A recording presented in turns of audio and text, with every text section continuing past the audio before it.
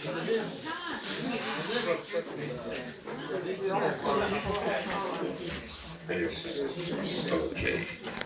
My goodness me. Eat your heart out, Barry White. Anyway, thank you very much, ladies and gentlemen, for coming today. And before anything, preemptively, I hope you have a wonderful time, as I'm sure you will. Just a few house rules. For those who are here for the first time or whatever, the toilet facilities are just through that door there. In the event of the fire alarm going off, don't be surprised when you hear a sudden bang. It will be the doors closing and just stop where you are until you're instructed to depart. And it will be through the emergency exit, and the congregation is out in the car park there. Okay? But that won't happen today because this is our special day, and I've got a word with, upstairs, and he promised me. Okay?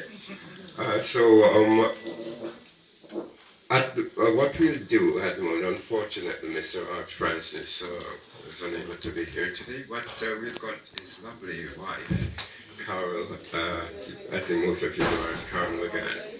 And she will now do his presentation, and then I promise you she'll do something for you all that you will appreciate for the rest of your life. I say no more.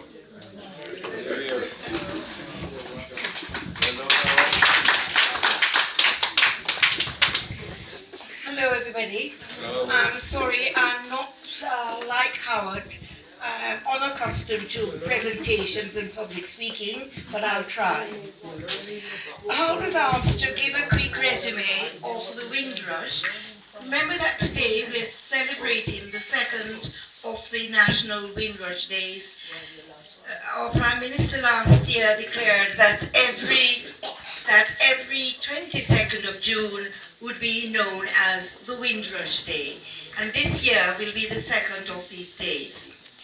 Just to remind some of us, very few of us need reminding anyway, that the Empire Windrush's voyage from the Caribbean to Tilbury Docks took place in 1948.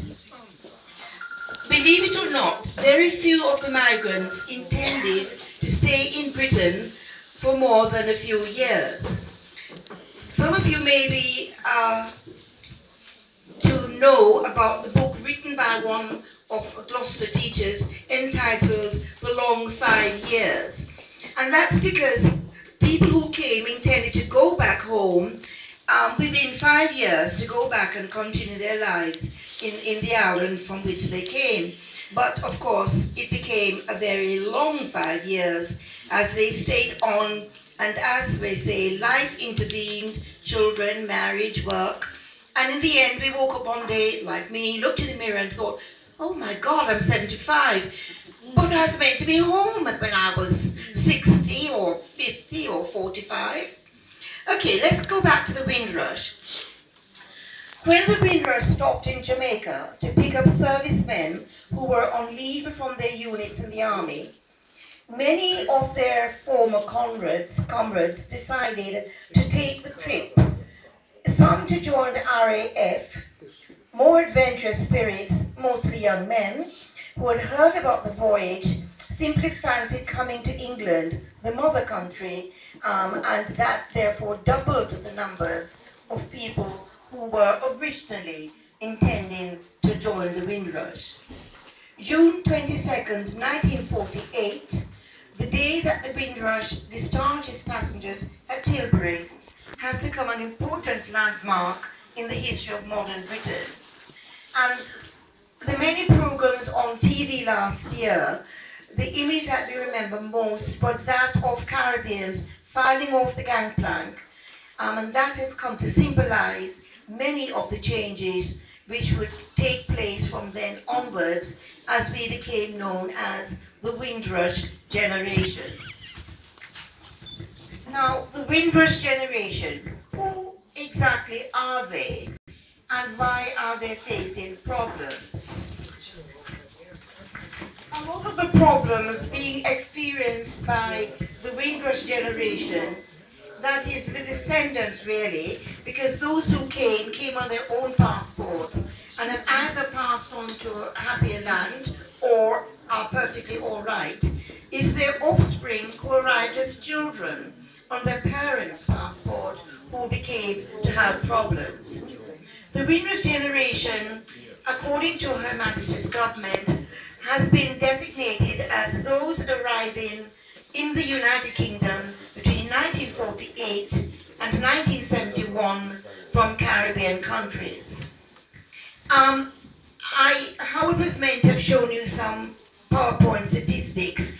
I will leave this here so anybody who wants to have a closer look can do so to see things like how many came and how many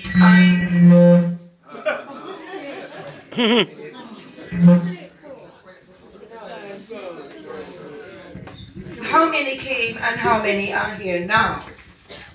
For example, the breakdown. From Jamaica, 15,000 people came, India 13,000, and others together 29,000, making a total of 57,000 in all.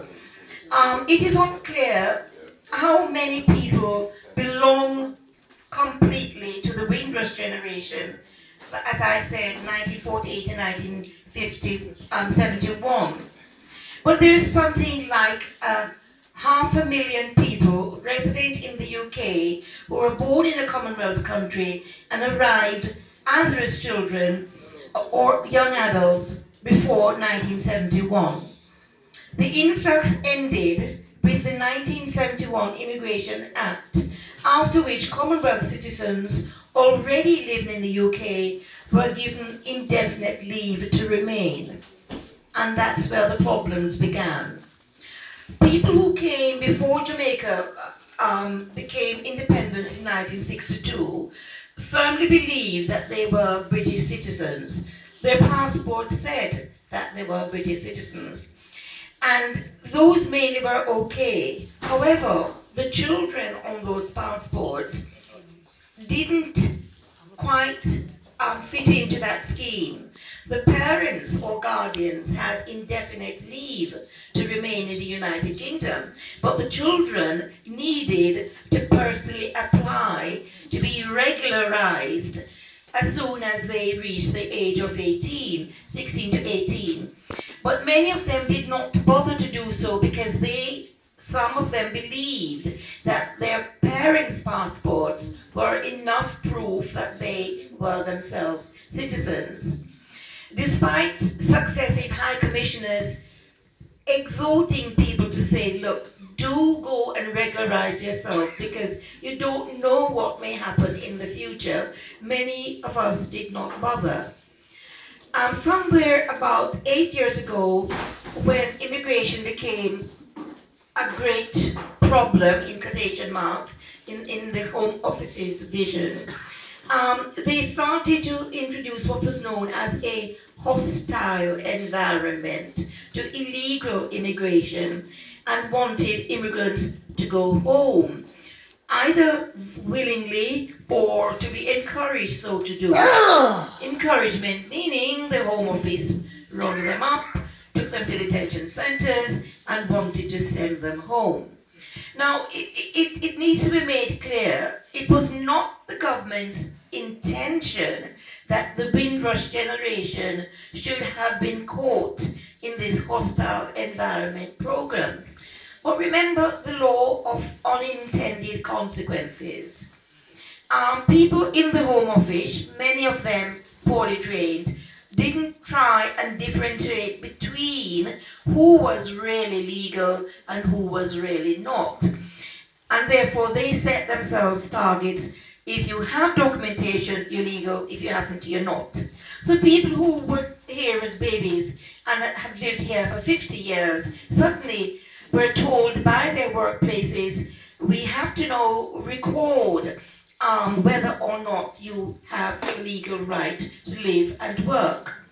Landlords who did not ask for this documentation could themselves be fined several £1,000s for failing to find out and therefore harboring legal immigrants. Workplaces were told that if they did not make sure that their workforce were legally registered, they could also be breaking the law. So what did they do? In the case of landlords, simply easy, they didn't give them places to live.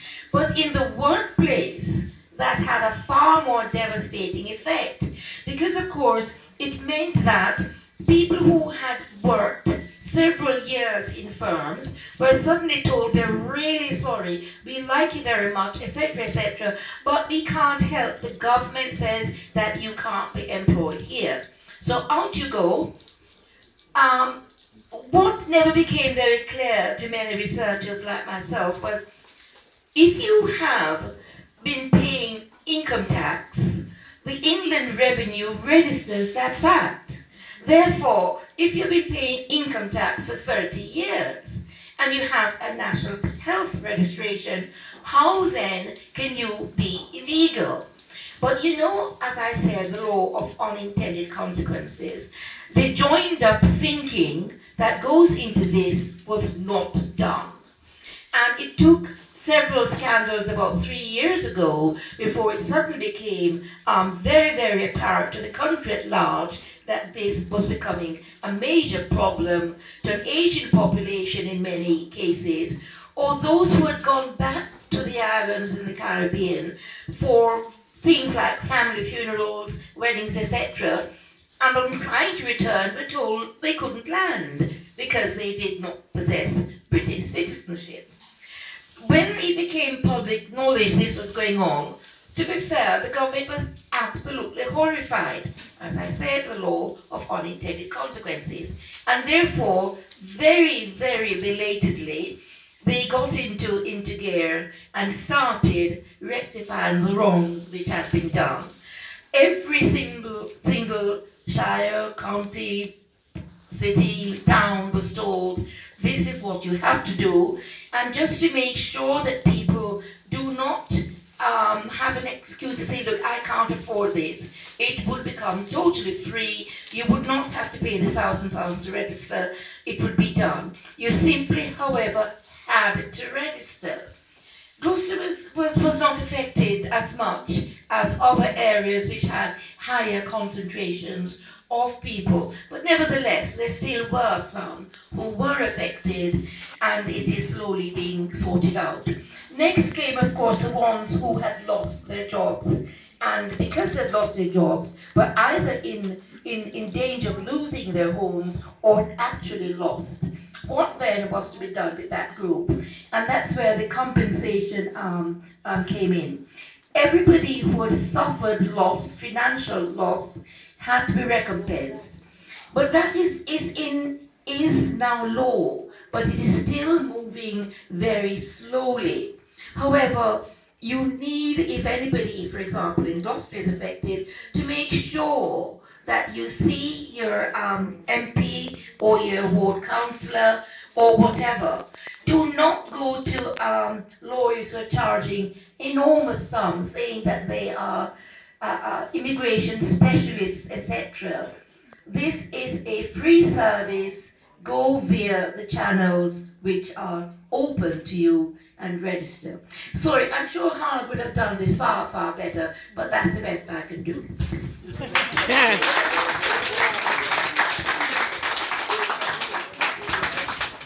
I will leave this, as I said, so people can have either a copy made via your officers here or read it.